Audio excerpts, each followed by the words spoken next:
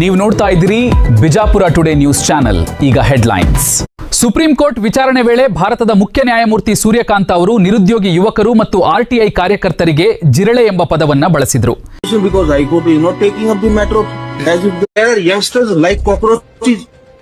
They don't get any employment, they don't have any place in profession. Some of them become media, some of them become social media, some of them become RTI activists, some of them become another activists, and they start attacking everyone. Yes, cockroach. ಇದೇ ಒಂದು ಪದ ಯುವ ಕ್ರಾಂತಿಗೆ ಕಾರಣವಾಯಿತು. Neat ಪ್ರಶ್ನೆ ಪತ್ರಿಕೆ ಸೋರಿಕೆ ವಿರುದ್ಧ ಜಂತರ್ ಮಂತರ್ನಲ್ಲಿ ಸಿಜೆಪಿ ಕಾರ್ಯಕರ್ತರು ನೀಡಿದ ಪ್ರತಿಭಟನೆಗೆ ಸಾವಿರಾರು ದೇಶದ ಯುವಕರು ಕೈ ಜೋಡಿಸಿದರು. ಈ ಪ್ರತಿಭಟನೆಯಲ್ಲಿ ಪ್ರಸಿದ್ಧ ಶಿಕ್ಷಣ ತಜ್ಞ, ಪರಿಸರ ಸಂರಕ್ಷಕ, ವಿಜ್ಞಾನಿ ಸೋನಂ ವಾಂಗ್ಚುಕ್ ಅವರು ಭಾಗವಹಿಸಿದರು. ಶಿಕ್ಷಣ ಮಂತ್ರಿ ರಾಜೀನಾಮೆ ಹಾಗೂ 20ಕ್ಕೂ ಹೆಚ್ಚು ವಿದ್ಯಾರ್ಥಿಗಳು ಆತ್ಮಹತ್ಯೆ ಮಾಡಿಕೊಂಡ ಕುಟುಂಬಗಳಿಗೆ 1 ಕೋಟಿ ಪರಿಹಾರ ಕೇಂದ್ರ ಬಿಜೆಪಿ ಸರ್ಕಾರ ನೀಡಬೇಕೆಂದು ಆಗ್ರಹಿಸಿ ಉಪವಾಸ ಸತ್ಯಾಗ್ರಹ ಹಮ್ಮಿಕೊಂಡಿದ್ರು. ಶಾಂತಿಯುತ ಪ್ರತಿಭಟನೆ ನಡೆಯುವ ಸಂದರ್ಭದಲ್ಲಿ ದೆಹಲಿ ಪೊಲೀಸರು ಎಂದು ಹೇಳಲಾಗ್ತಿರುವ ಕೆಲವರು ಬಂದು ಸೋನಂ ವಾಂಗ್ಚುಕ್ ಅವರನ್ನ ಒತ್ತಾಯಪೂರ್ವಕ ಅಲ್ಲಿಂದ ಎತ್ತಾಕೊಂಡು ಹೋದ್ರು. 20 ಜುಲೈರಂದು ಸೋನಂ ವಾಂಗ್ಚುಕ್ ಅವರು ನೀಡಿದ ಸಂಸದ ಚಲೋ ಕರೆಯನ್ನ ಸಿಜೆಪಿ ಸಂಸ್ಥಾಪಕ ಅಭಿಜಿತ್ ದೀಪ್ಗೆ ಮುಂದುವರೆಸಲು ನಿರ್ಧರಿಸಿದರು. ಈ ಹಿನ್ನೆಲೆಯಲ್ಲಿ ನಡೆದ ಸಂಸದ ಚಲೋ ಪ್ರತಿಭಟನೆಯಲ್ಲಿ ಅನೇಕ ಘಟನೆಗಳು ನಡೆದಿದ್ದು ಪ್ರಪಂಚದ ಅತಿ ದೊಡ್ಡ ಡೆಮಾಕ್ರಸಿ ದೇಶ ಅಂತ ಹೇಳಲು ನಾಚಿಕೆ ಆಗ್ತಿದೆ. ಏಕೆ ಅಂತೀರಾ? ನೀವೇ ನೋಡಿ.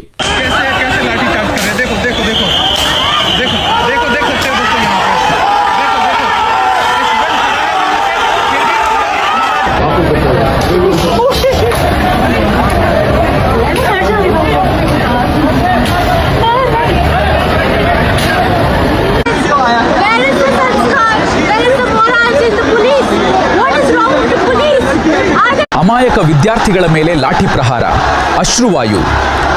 ಶಾಂತಿಯುತ ಪ್ರತಿಭಟನೆಗೆ ಅವಕಾಶ ನೀಡದ ಕೇಂದ್ರ ಸರ್ಕಾರ.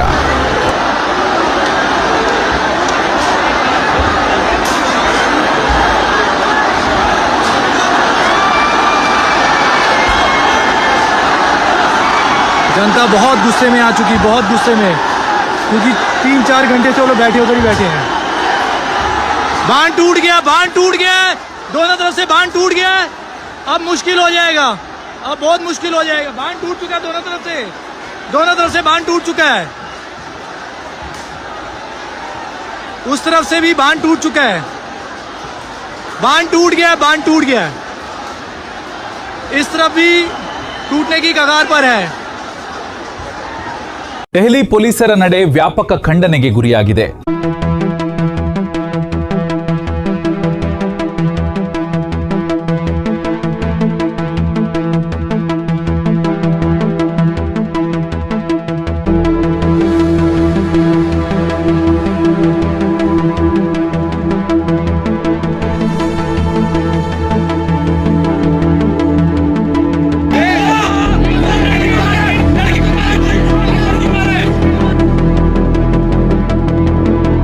ನೇಪಾಳದಲ್ಲಿ ನಡೆದ ಜಂಜಿ ಮಾದರಿ ಘಟನೆ ಇಲ್ಲಿಯೂ ನಡೆದರೆ ಆಶ್ಚರ್ಯ ಪಡಬೇಕಾಗಿಲ್ಲ.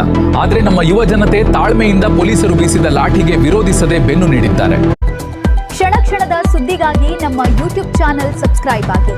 ಬಿಜಾಪುರ ಟುಡೇ ನ್ಯೂಸ್, ಇದು ಸತ್ಯದ ದಾರಿ, ಜನಪರ.